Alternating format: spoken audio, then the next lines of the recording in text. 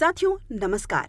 व्यक्तित्व में आज हम बात करेंगे एक ऐसी महिला शक्ति की जिनके अथक अतुलनीय प्रयासों से महिलाओं को मेडिकल प्रोफेशन में गौरवपूर्ण स्थान मिला और महिलाओं में विवाह उम्र 12 से बढ़ाकर 18 वर्ष कर दी गई। महिलाओं के लिए ये दो अनमोल महत्वपूर्ण योगदान दिए रुक्माबाई नामक एक स्त्री ने, एक अत्यंत साधारण महिला जिन्होंने असाधारण योगदान दिए और कहलाई भारत की प्रथम ऐसी महिला डॉक्टर जिन्होंने अपनी उम्र के 90 वर्ष तक मेडिकल सेवाएं दी। हालांकि मित्रों, यहाँ ये जिक्र अवश्य करें कि भारत में पहली महिला 2 डॉक्टर्स और रही हैं जिन्हें प्रथम महिला डॉक्टर्स माना जाता है। नाम है जिनके कादम्बरी गांगुली और आनंदी गोपाल जोशी। इनकी कहानी भी अगले एपिसोड्स में लेकर आएंगे आपके लिए। आज जिक्र उन पहली महिला डॉक्टर का जिन्होंने अपनी उम्र के 90 वर्ष तक मेडिकल सेवाएं दी, साथ ही विवाह बाद पति संग ना जाकर जेल यात्रा चुनी और इन्हीं का केस मुख्य आधार बना महिलाओं में विवाह वर्ष आयु इस आयु तक पहुंचने का। सारा श्रेय रुक्माबाई को ही जाता है। आज इन्हीं के कार्यों को नमन एवं धन्यवाद देते हुए ये कार्यक्रम सादर समर्पित इन व्यक्तित्व को।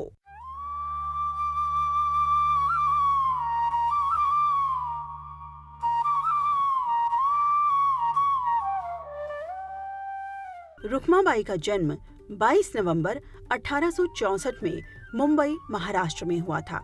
मात्र 2 वर्ष की आयु में पिता का साया सर से उठ गया। माता जयंतीबाई का दूसरा विवाह हो गया।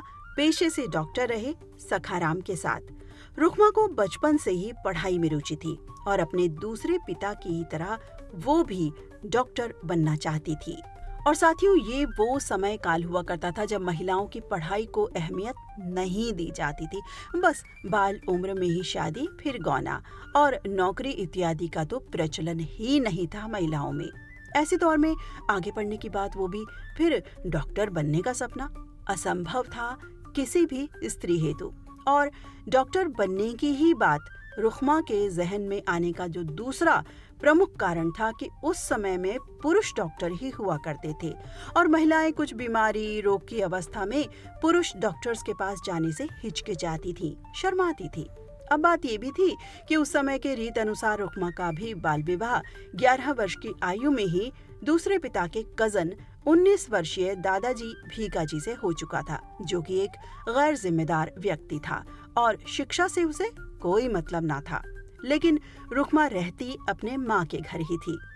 यहाँ सबसे सकारात्मक बात ये रही कि रुक्मा के दूसरे पिता ने रुक्मा की पढ़ाई घर पर ही शुरू करवा दी थी।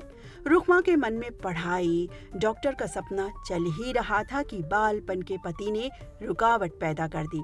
आ गया अपनी कानूनन पत्नी को लेवाने के लिए। रुक्मा के दूसरे पिता डॉक्टर सखाराम ने भी रुक्मा को जाने नहीं दिया। स्वयं रुक्मा भी नहीं जाना चाहती थी। पति ने कोर्ट केस फाइल कर दिया और बता दें कि ये केस भारतीय न्यायिक प्रक्रिया का एक मील का पत्थर बना। साथियों, भीका की तमाम कोशिशों के बावजूद जब रुक्मा उसके साथ नहीं चली तो भीका ने बॉम्बे हाई कोर्ट में केस दर्ज करवा दिया रुक्मा के खिलाफ कि एक पति अपनी पत्नी को विवाह निभाने हेतु फोर्स कर सकता है। सन 1885 में जस्टिस रॉबर्ट हिल पिन्हे ने केस की सुनवाई की तो रुक्मा ने अपने समर्थन में कहा कि मेरी शादी छोटी आयु में ही मेरे समर्थन के बिना ही कर दी गई थी, मगर अब मैं बड़ी हो गई हूँ, मैं इस शादी को नहीं मानती।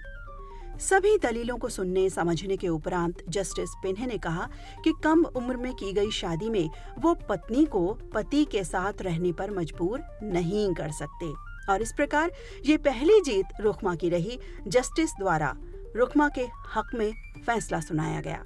अब क्या था, इसके बाद रुक्मा के बारे में समाज में जी भर के बातें हुई। किसी ने कहा स्त्री का वास्तविक घर उसका पति का ही घर होता है।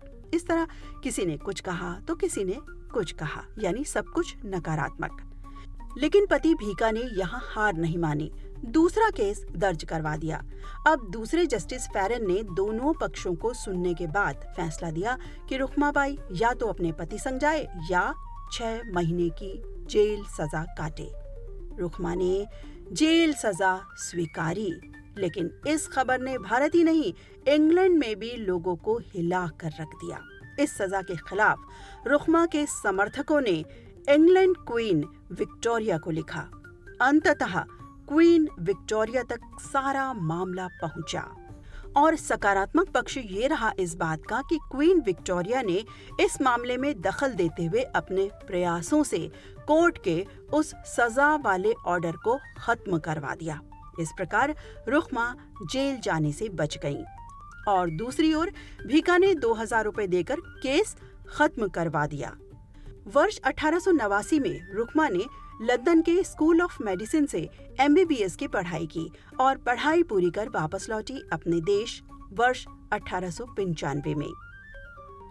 लेकिन स्वागत के बजाय समाज से मिला अपमान, तिरस्कार, कड़वे बोल। लेकिन रुखमा दृढ़ रही।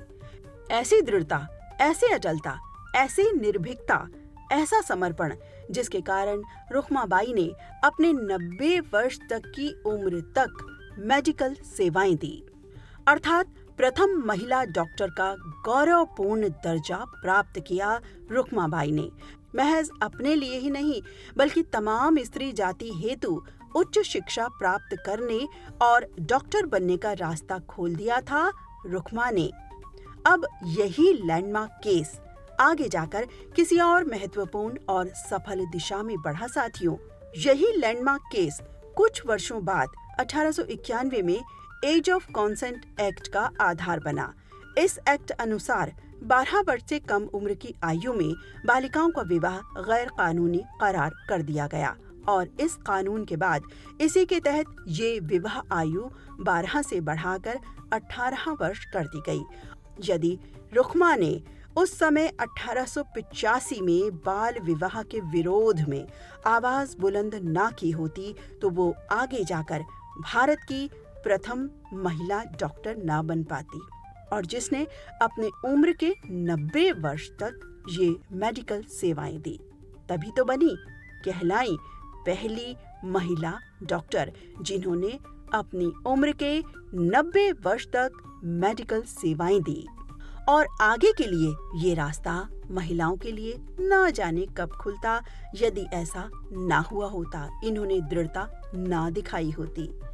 साथियों, आज हमारे भारत देश की स्त्रियां उच्च शिक्षा प्राप्त कर मेडिकल क्षेत्र में सम्मान पूर्वक सेवाएं दे रही हैं। डॉक्टर रुखमाबाई ने अपने जीवन के 90 वर्ष तक यानी ओल्ड एज तक, कहें कि जीवन के अंतिम समय तक लोगों को मेडिकल सेवाएं दी और 25 नवंबर वर्ष 1955 में डॉक्टर रुखमाबाई ने इस दुनिया से अंतिम विदा ली। तो ये तो थी साथियों भारत की प्रथम महिला डॉक्टर बनने का गौरव लिए रुखमाबाई की पूरी कहानी, जिन्होंने अपनी उम्र के 90 वर्ष तक मेडिकल सेवाएं दी, तभी कहलाई भारत की प्रथम महिला डॉक्टर, जो हम सब के लिए प्रेरणा स्रोत हैं। नमन करते हैं हम सभी ऐसे महान व्यक्तित्व को। नमन रुखमाबाई को। व्यक्तित्व की इसी कहानी के साथ यानी रुखमाबाई की कहानी के साथ आज का ये कार्यक्रम अब संपन्न होता है। अपनी मित्र नीता अग्रवाल को अनुमति दीजिए। नमस्कार।